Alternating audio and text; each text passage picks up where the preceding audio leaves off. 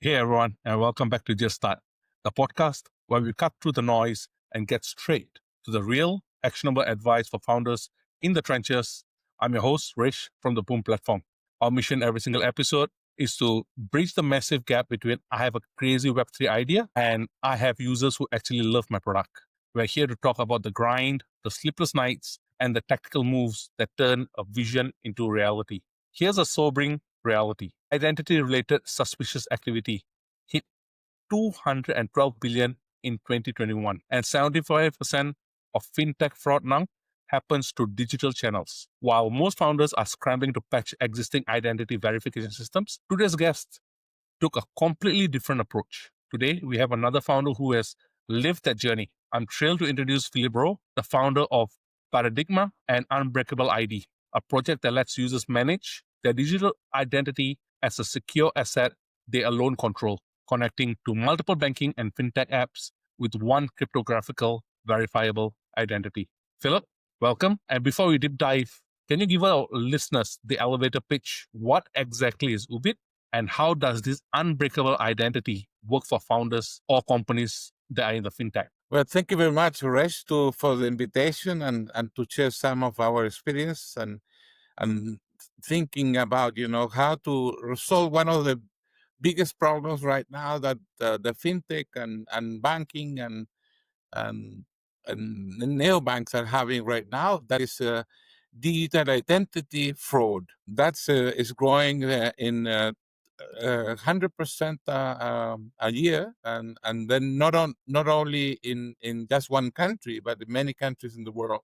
So what we have done is to try to solve and bring the technology to that space that they don't have the benefits of having secure technology like the Web3, but we bringing that to the Web2 space. So Unbreakable ID is offers financial platforms a way to strengthen their security, compliance, and user trust while reducing fraud risks. And why we should integrate Unbreakable IDs is because it's persistent, it's verifiable, user control digital identity based on open standards and verifiable credentials. It's interoperable across institutions and platforms. So that's essentially what we are offering. And that's all the way that we do it. If we transform the digital identity as an asset, digital asset. So then you manage your digital asset as a way to. So, from what I understand, in 2017, Paradigma pivoted to focus on decentralized identity. But what was the aha moment when you realized that this decentralized web node approach was the direction you needed to go? And for our audience, can you just explain what a decentralized web node is as well? Well, actually, what happened is that in 1997, I was involved in the deployment and use of the first domain names, especially for emails and news groups using UUCP. That's at the origins of internet. So we started using that type of technology, and I saw the growth of that solution worldwide and the benefit that brought to us, and especially to the administration of the CL domain at the University of Chile that I was involved and was working with, and also so the CL is at Chile. So when I came across in 2017 with Blockstack technology, I said, oh, that's wonderful because that's the same idea, registering the domain names, now using the blockchain. At that time, it was directly to the Bitcoin the blockchain. Then later it came to the Blockstack, and then it was transformed to the Stacks blockchain that we have right now. But it's linked to the Bitcoin.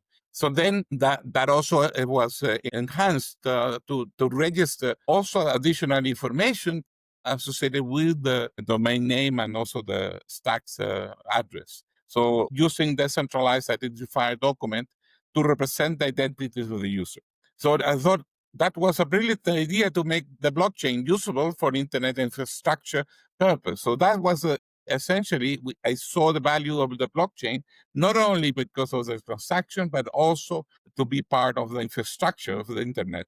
And I still see that that's a very valuable aspect or a property that we are working on deploying and massifying that. So, Philip, when you first brought up this idea to organizations in Chile, for example, and other fintech organizations across the globe, what did people immediately understand what you were talking about? Because in 2017, you are way ahead of the curve.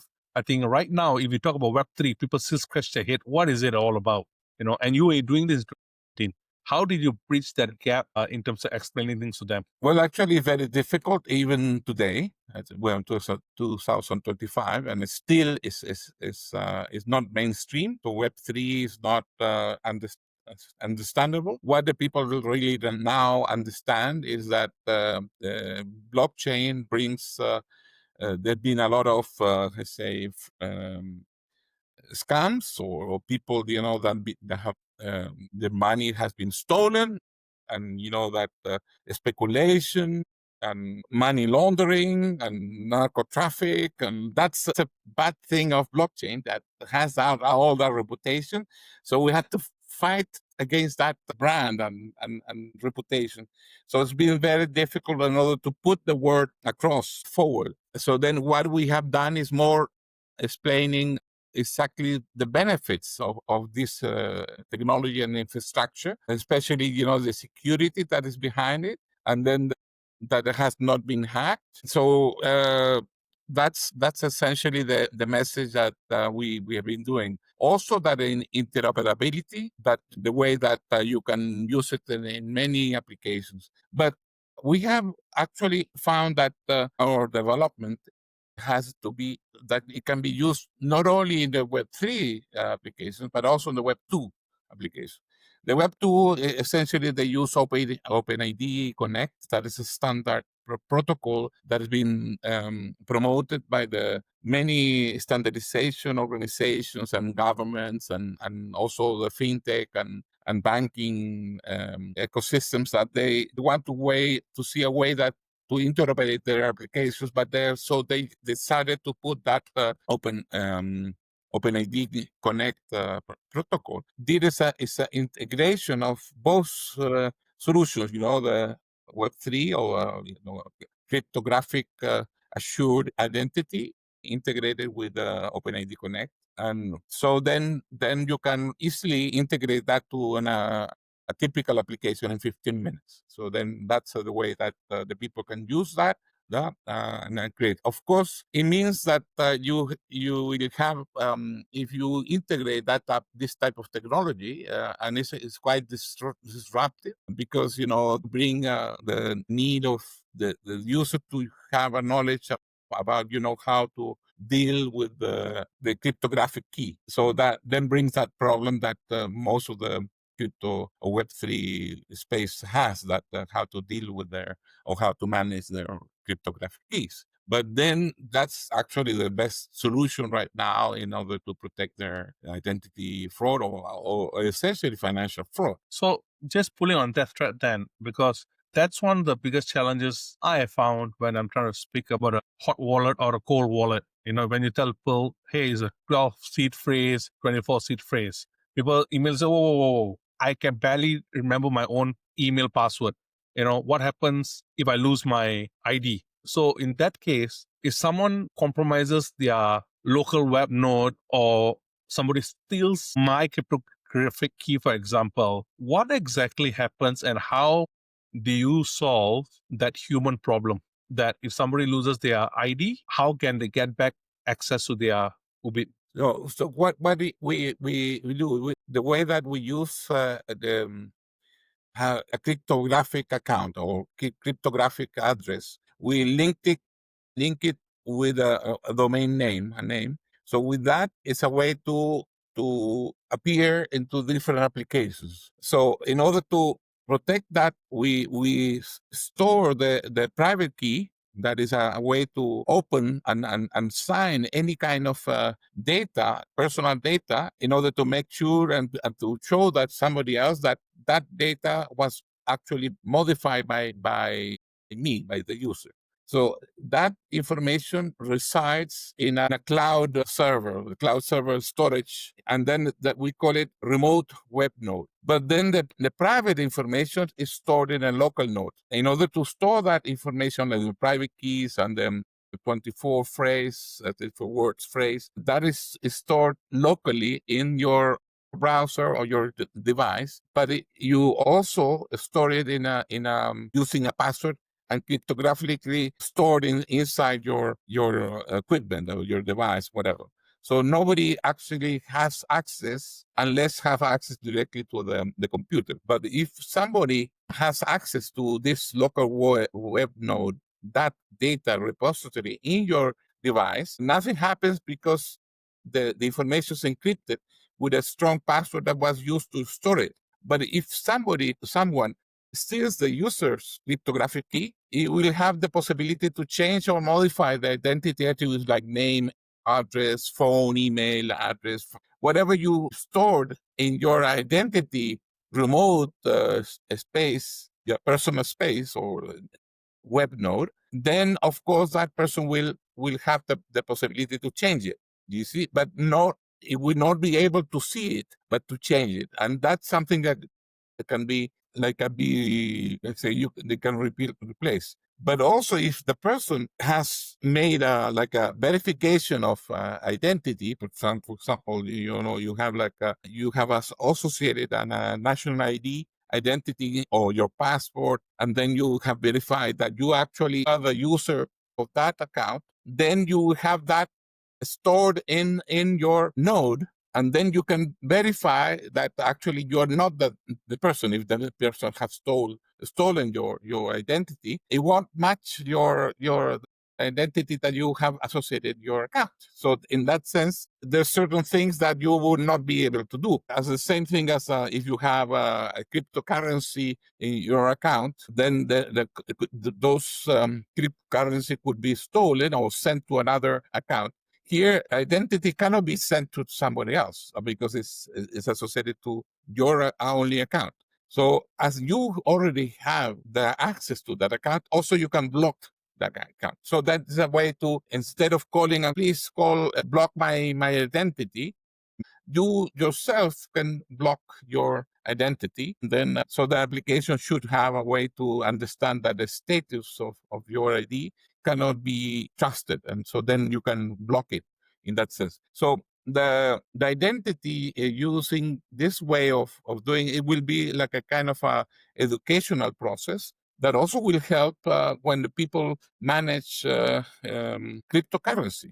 So the risk using your identity is lower than using directly your cryptocurrency using this type of technology. So because the job, as your friends have asked and tell you that, okay, I don't want to use it, but if you get used to deal and manage this type of technology or this type of identity or the way of verifying that who you are, it's a way to scale step by step to a more sophisticated and complex way of managing your digital assets. So, Philip, what happens if, let's say, I have my unbreakable ID now and I connect them to my healthcare, let's say to my Microsoft account and also to my banking fintech app?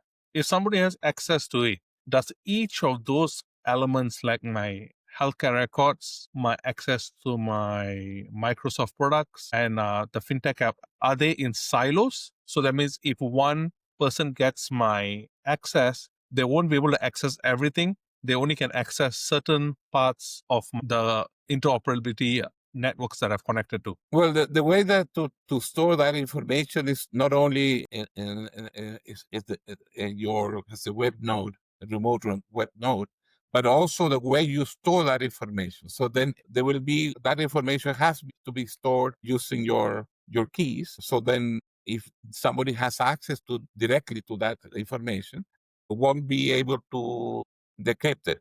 You see, because it will be encrypted. Additionally, you can put a PIN code to also a kind of an authorization of getting that or revealing that, not only decrypt the information, but also using a PIN code in order to really open and decrypt correctly the information. So it will be double and double security, especially using that.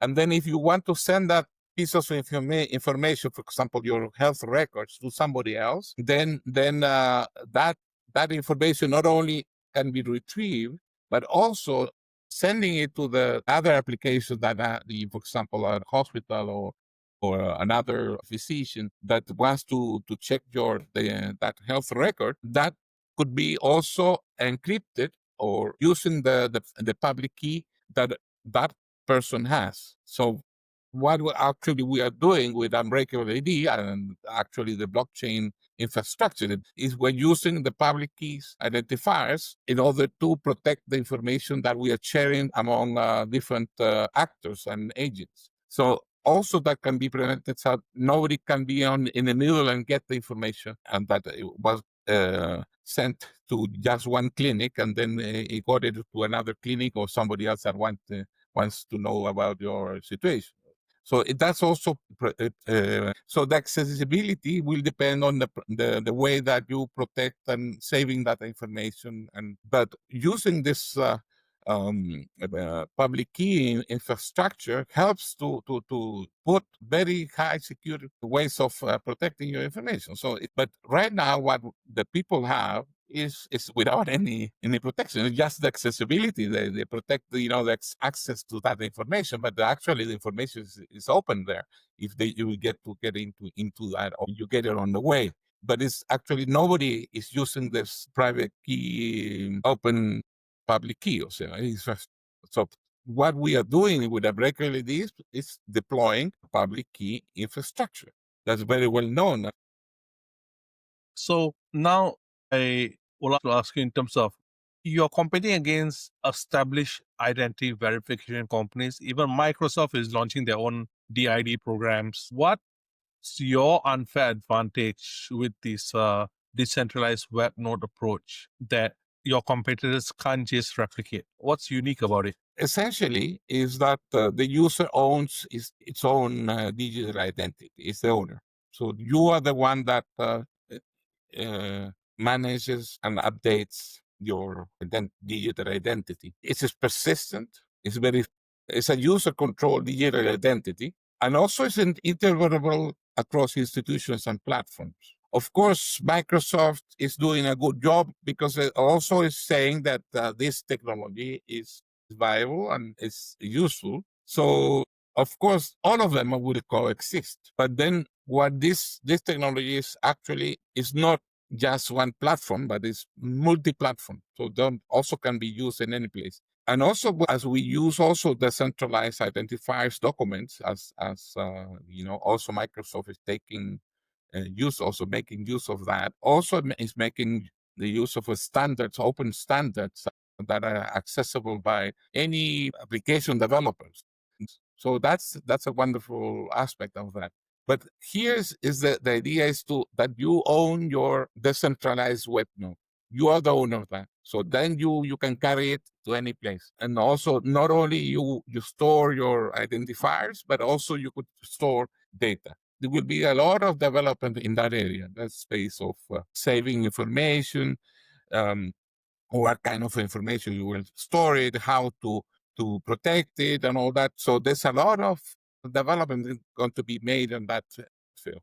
And what we are doing is just the initial infrastructure. So, Philip, so let's say Microsoft launches a product right now, and using your product, if let's say I don't use Microsoft product, I say, look, I prefer something decentralized, and I use Paradigma's product, Ubit, for example, can I still use Microsoft product, or using your approach, can I connect still with them because it's an open standard, or do I still have to use those organizations' PIDs? Supposedly the idea is to yes, that can be, but then in your, as we are talking about a decentralized ID, so then our decentralized ID is stored in a blockchain, is stored associated with a blockchain record.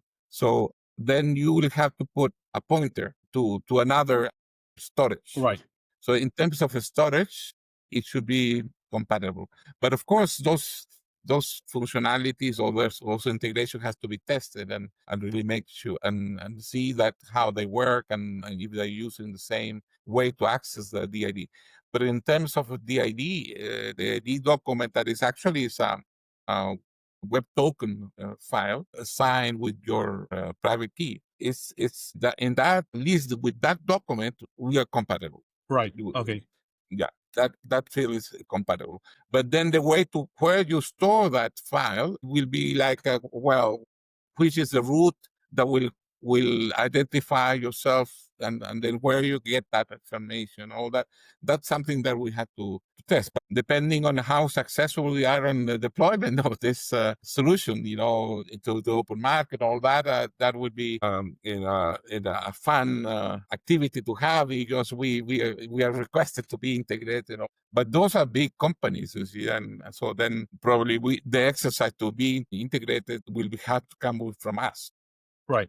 So right now, what's your pitch for founders building fintech apps with existing identity verification from cost perspective? And also, what are the challenges that you have found to be the main obstacles? And how does integrating unbreakable ID, for example, change the economics and user experiences? But what we have seen is that that's a fragmentation of identity systems. So there's no, like any institution, it doesn't behave the same way as another. So each company each institution, they have their own weakness, you see, and then the people that commit fraud are using those weakness because they understand that the way to control the account, they send some code, SMS code or email code. And so they try to get the short message account and also the email account and all that. So they try to control and then also redirect all those things in order to have a control from another device. So that's a way of doing that. So the fragmentation of identity systems is very high, very difficult to control, and then you cannot say that will work in this way and this other way. So that's and also to control that. Then the other one is in order to really make it. They put a lot of verifications, high verifications or different ways of doing it. And then also the cost of those verifications are not low. I mean, if you repeat the verification with the fingers or ergonomics and face or whatever they try to put, increases the cost of just one interaction. And also they use this, even though they have done all that, there's still vulnerability to fraud and impersonation, especially with artificial intelligence that they've been, depending on how strong the way that you identify yourself, if you're just your face or or real movement or your finger, whatever you use, still there's several vulnerabilities depending on which institution is and what type of technology they're using. I mean, that's something that's, and there are so many, like in Latin America, there are 20,000 banks and financial institutions in Latin America. But in New York, they have also 20,000 states. Imagine, Europe and all that. So the numbers of institutions and they have their own systems and all that is quite huge. And also there's a request of having like open banking, and then it comes from regulation. And so there are barriers to interoperability between services. It's how if you have like an ID that has been issued in Sweden, for example, and then the Swedes have been very successful having this interoperability of their bank ID, even though they use it for several purposes, even though the banks try to define that as a standard for the whole country. But then they were stopped. The university have issued another way to do it. So there's a kind of a thing, but also they're using it with others. That interoperability is a very important aspect that we have to see. And if you have 20 banks in one country, then you have 20 different ways of accessing their services. Why they should do that? But at least in the streets, they have done that. With just one system, they can enter to any kind of bank, but then they own it and then they want to control everything and all that.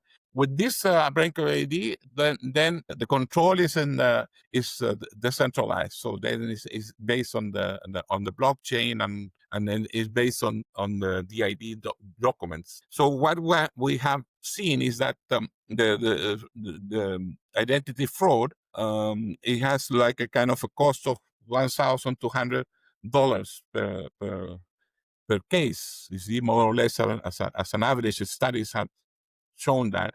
And then around 0.5% of the numbers of customers that an institution has, they are affected by fraud. So we have seen that studies made by different institutions that using this type of technology that we have in our breakable ID reduces 80% of that type of fraud. Then on onboarding and acquire UC or know your customer verification, also the cost of each one is very high. And then because you do it associated with your decentralized ID, then also reduces the number of, because you don't have to redo it all the time.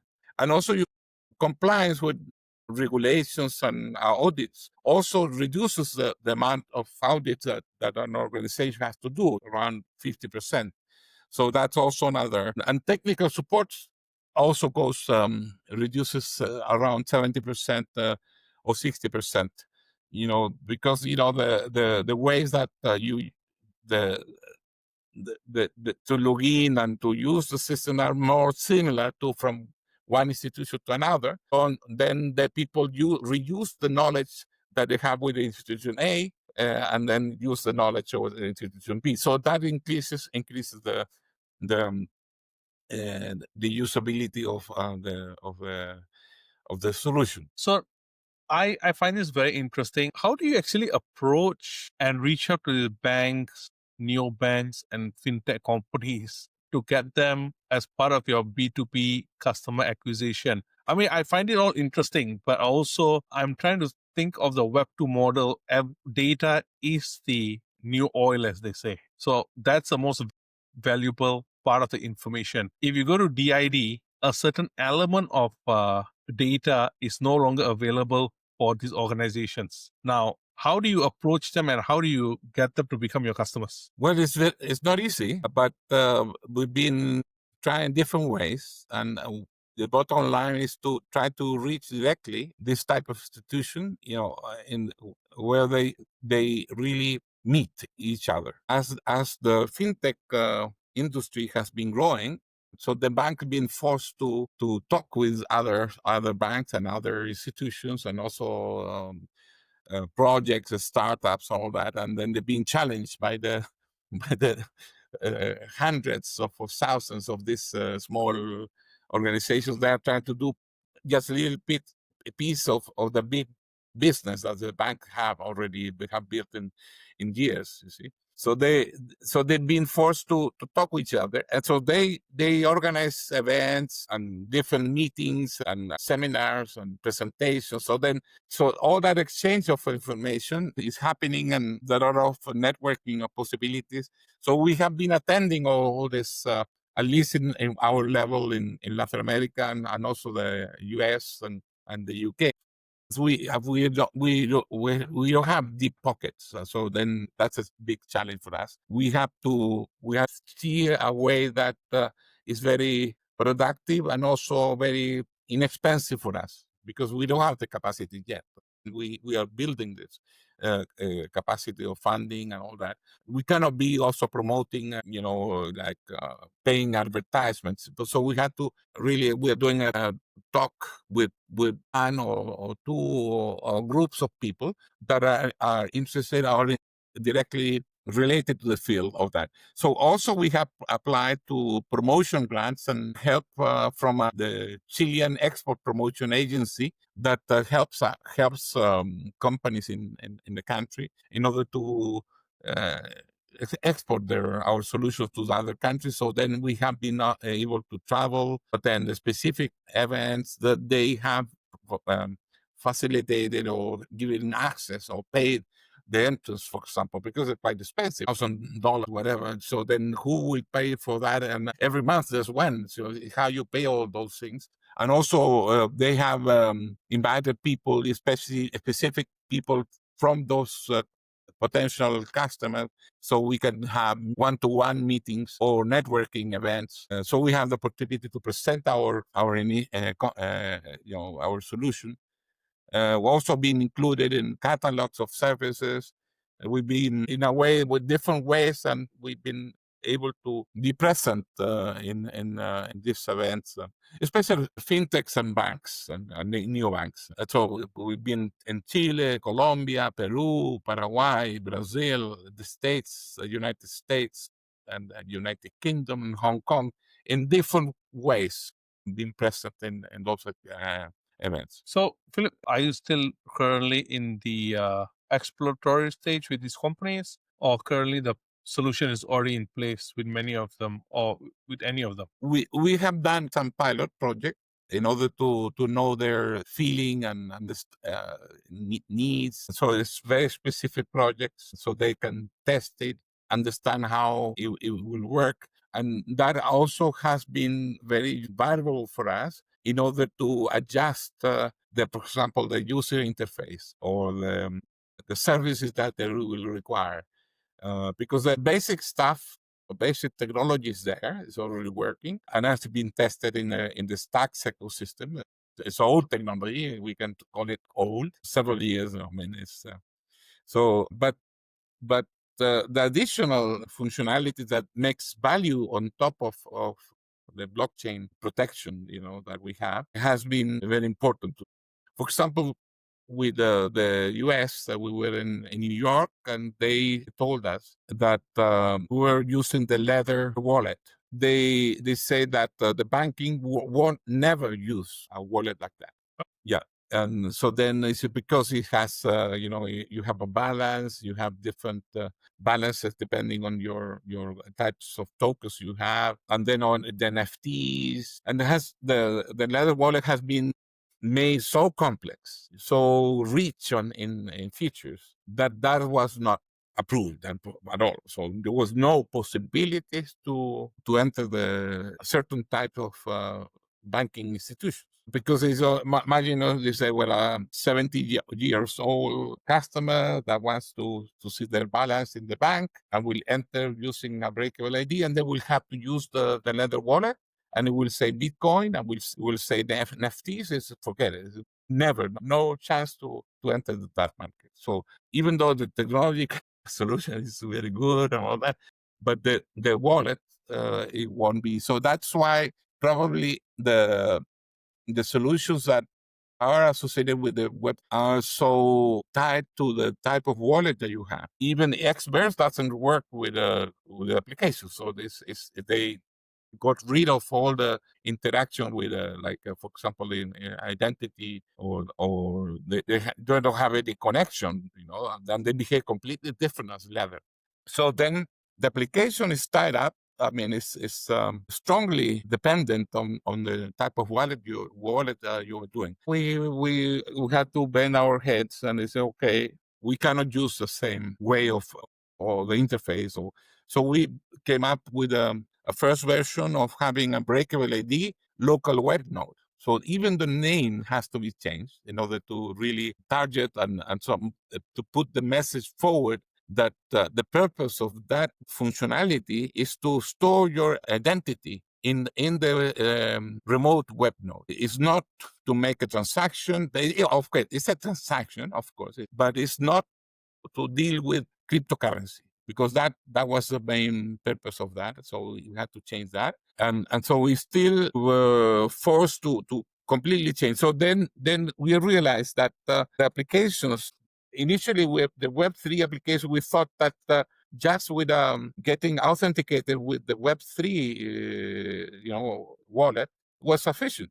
Now we have to separate the functionalities, because there's been some financial fraud. When you enter an application, they request you to do something, and then they capture your tokens. They put a piece of code that you enter with your wallet, and then they make you log in here, and then they try to capture your tokens. The the wallet has to be specific for the purpose of identity. So, for example, if you want to do a financial transaction, it should be the leather wallet for that. So then you will use that wallet in order to make a transaction. But if you just want to have you will have to have your own identity wallet. So that's something that came up. We never thought it was going to be like that, and then we were forced to in order to reach a higher market, because we see that the actual banking, financial, fintech, neobanks is a blue ocean for us. So they have that's desperate in need of the solutions that we have in Web3, but it cannot be used exactly as in the Web3 space we're using it, because identity is not used actually in the Web3 because they don't want to be known. But regulations in Europe are forcing that any transactions should be the origin, the one is sending the transfer of funds to the one that is receiving had to be identified. So everybody will be forced to have an identity if they want to do it correctly, if they want to follow the regulations. Got you. You mentioned something interesting in terms of the various approaches you try to get customers. I just want to understand further in terms of how do you actually, for example, right now, what specific marketing tactics and channels that you have used to be very effective in getting in front of decision makers in these financial services? And what marketing approaches have you tried that completely failed? And what did you learn from those failures? Well, actually, the massive marketing has not been. We have not used it. Maybe the social networks in order to show that you've been involved in this field, and like a kind of a reputational, more than LinkedIn could be, or other networks or Facebook, but essentially is reputational from my point of view, even though we have not done much. We could have done more on that in terms of person, but also as a company. But being considered by others, being a catalog or being mentioned by somebody else. So then we are kind of a serious and not just somebody that pop up from somewhere, from nowhere, and then they're trying to provide a kind of a service. And the biggest mistake has been addressing too broad segments of people. You have to be more specific in order to really have the attention of the people that are more interested in a solution, because they have the problem. They know the problem. So the problem is how to reach these people. And these people, sometimes they're interested to learn how to solve this problem, or they want to show their expertise or something else. So then it's a kind of offer and demand. They want to offer their services or capacities, but also they're needing of solving more things, more deep problems. So that type of segment. So they've been more on the events, specific events, but the problem was very expensive to attend. And sometimes they're different in different countries. Using also the reputation of the Pro Chile or other institutions that they evaluate you, and then they say, okay, you are acceptable to be presented. So then they kind of categorize you, and then they put you on the list. So we've been very successful in that. And also, of course, the word of mouth between peers, people that know you and that you are a serious guy, that also we present the solution that they help us to spread the word around. So that's why it's so important for us to have this spread up the pilot projects, not only in our countries, but also in other countries, to show that can be used in different places, but also in some key financial cities like New York and London, could be the UK and Hong Kong, Korea, Japan, but the needs are a bit different in each sector. That's why, in order to try to fit your offer on those different markets, force you to do certain things in the development that are more easable to reach that market and also to apply those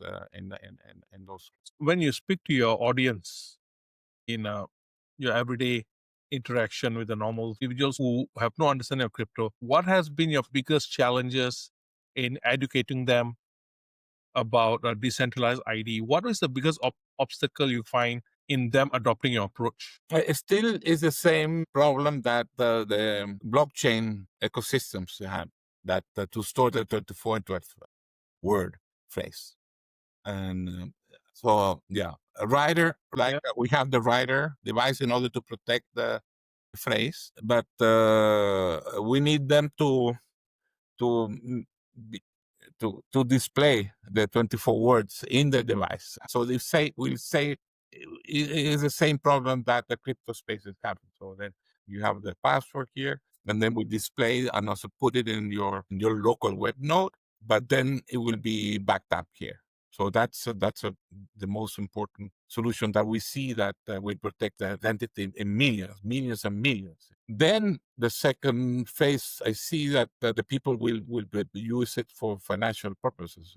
But this is the same task that we are facing on the crypto space. But imagine having banking and fintech institution or neobank promoting that the use of this technology, and also they have the resources, and also they have the way that they can educate the people. They have the means in order to do that.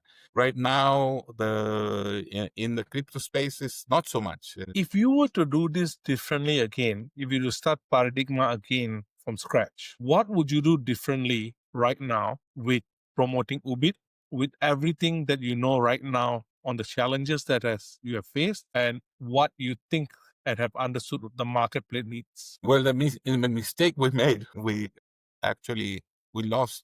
We don't not lost, but we learned in the process. We started with doing a system in order to do business among peers. So we did an agreement network, so that you can sign agreements between different peers in order to, for example, develop a project or execute something, and then the papers were included, payments, and also the delivery of your product or your work and all that, and it has all the traceability, and it was based on the same technology that the stacks provided. But our mistake was start with that something a bit more complex or the more advanced, and not really address the identity space, what we have been doing in the last years. So we came to this conclusion that we have to go to basic, because nobody was leaving this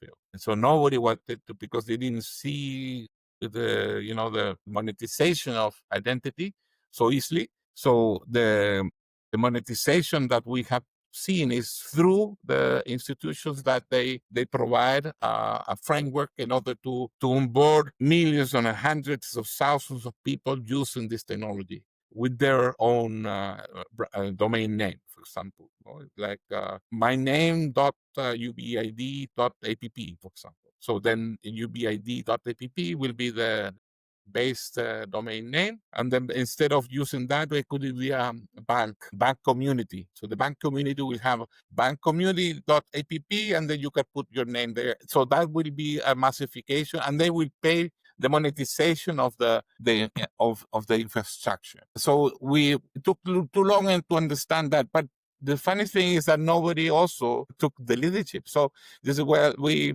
say, well, we took the leadership, and that's all. And it happened that the Stacks ecosystem got rid of the servers, or now the infrastructure was in place. Now it's not working anymore, and all the the leather wallet that were pointing to the servers, and then it's not working. So they got rid of that. They deprecated. It's not operating.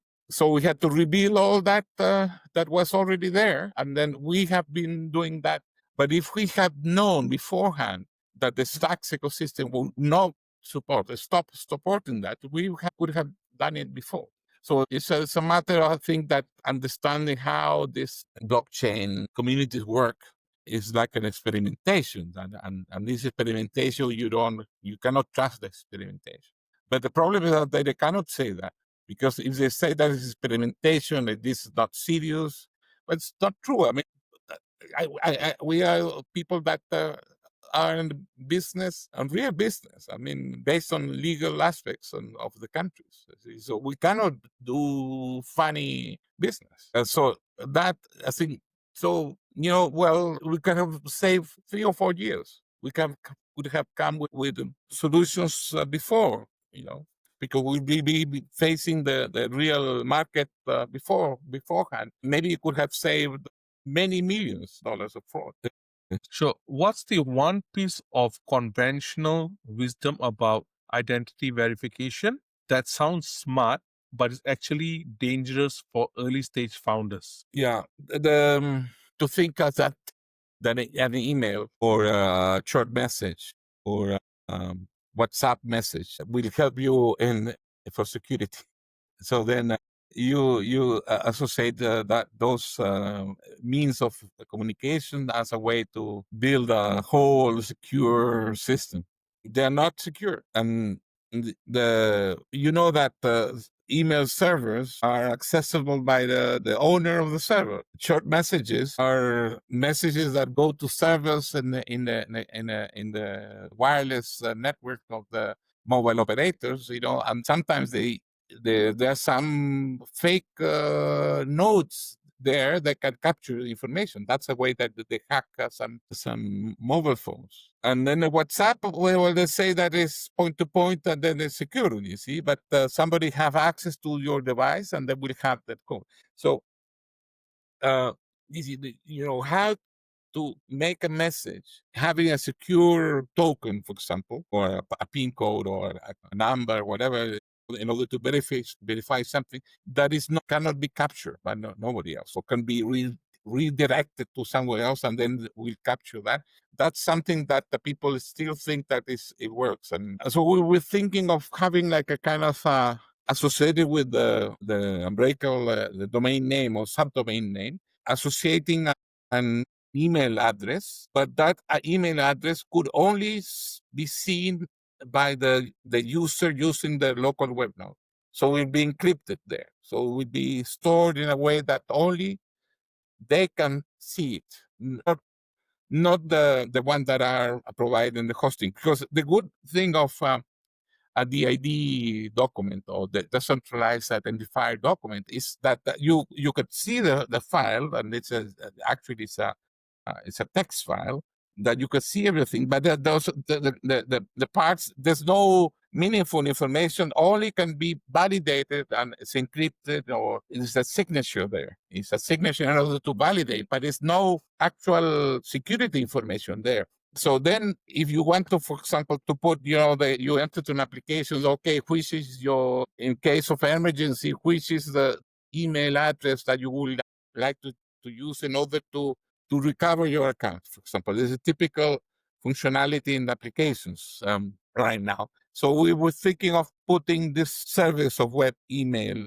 capture the email, but put it in a way that only the user could receive it and open it.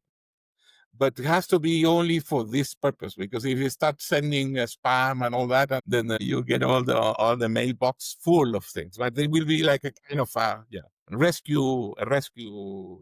So I think that the thinking of that, I think that is when they do it a bit naively. So then they think that they can provide that because rescue of you forgot your password is the way that the big hack. That's a typical way of being hacked. I don't know, I forgot my password. I want to renew my password. I want to renew my mobile phone. Okay, no, I want to change my mobile phone.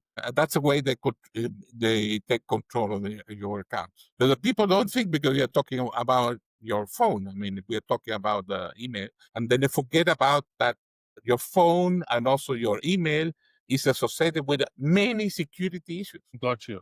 Yeah, I don't think many people think about that deeply, to be honest, just because of convenience. And one thing I've seen, even when we did the user interviews for Boom, people don't really care about decentralization. They care about convenience. I think that is the one thing people will forego security, no matter how important it is, because of the seed phrase. They rather have a login ID and get verification via, like you mentioned, either email or a text on your mobile. And then you can just put those keys, PIN code, and you're in. And they think that's secure.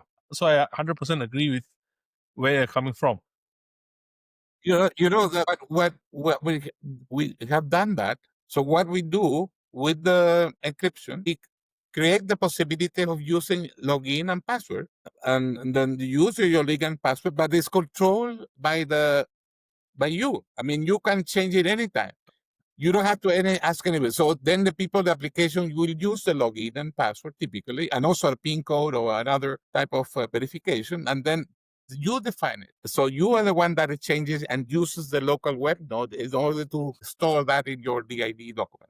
So we bring the convenience of easiness, but depending on the levels of security, will have the higher security, you use your local web node in order to sign whatever you want to change all that. But you're the only one that changes that. But then you use regularly. You can use it in mobile phone. You use login and password. Or then you want to another verification. You put a PIN code, and then you ask a PIN code, and then you verify that using your DID document. So in that sense, the Web3 brought directly using the most secure way, but we have added the most simple ones in order to have more different levels of security in order to reach certain levels of assurance that you are the one that actually is doing the application. So is that the current solution you're putting forward to banks? Yes, that's why it's so easy to interact, and then you add it, and it's OpenID Connect. The OpenID Connect just uses the username and then the password. So with that, but then the username and password, we control that with the signature that is stored in the DID document. So then in the browser, we check that is the with the and then the password if will have the same signature with this. It was originated with this token, and this is a cryptographic property. And then, okay, yes, and then you let it out, and the OpenID Connect starts establishing the session and all that stuff, you see. And then the application will know that it will work. So in that sense, it's a level. Then you want to verify, okay, you want to confirm, for example, that I want to add another user for my list of whatever the application is, and then you want to make sure that you are the one that you can verify, okay, enter your PIN code to authorize, you entering the information or code, or you can put other ways of security. If that all you want to change any of those, then you use your signature, the local web node, in order to change the data that is associated with those things. But that's also stored in your personal decentralized web node. So it has a lot of potentiality. So the one thing I think, if audiences want to learn more about decentralized web node and what you're building, Philip, where do they find out about this information? How do they find you? How do they find out more about what you're building? How can they get in touch with you? Well, actually, right now we have a website. It's called ubid.app that has some information where we're improving it, and then there's some documentation, and then also we are updating that information because we are, as I told you, there were some real changes in the way that of the especially the local web node changed. ubid.app. That's the main access. Also in our company a.global. That's also a website. So that's a company website. But ubd.app will be the easiest way, and also send the message through that. Wonderful. Philip, I can't thank you enough for giving me your time today. I've certainly learned a lot about DIDs and what you're building, and I find it absolutely fascinating. I didn't know, like I say in the beginning, that this is a $212 billion industry in terms of fraud. That's only in 2021. I mean, right now, I'm assuming it's going to be far bigger than that. And it's going to get bigger and much more complex with AI and all. So thank you, Philip. And I look forward to having another round of this discussion, hopefully in the near future. Excellent. Thank you very much, Resh, for your invitation. I hope my poor English helped me to, to express what we have been facing and entertain. Oh, trust me, English is not a problem, mate. You did well there. Thank you again once more, Philip. And I'll speak to you soon. Thank you very much. Okay. Cheerio.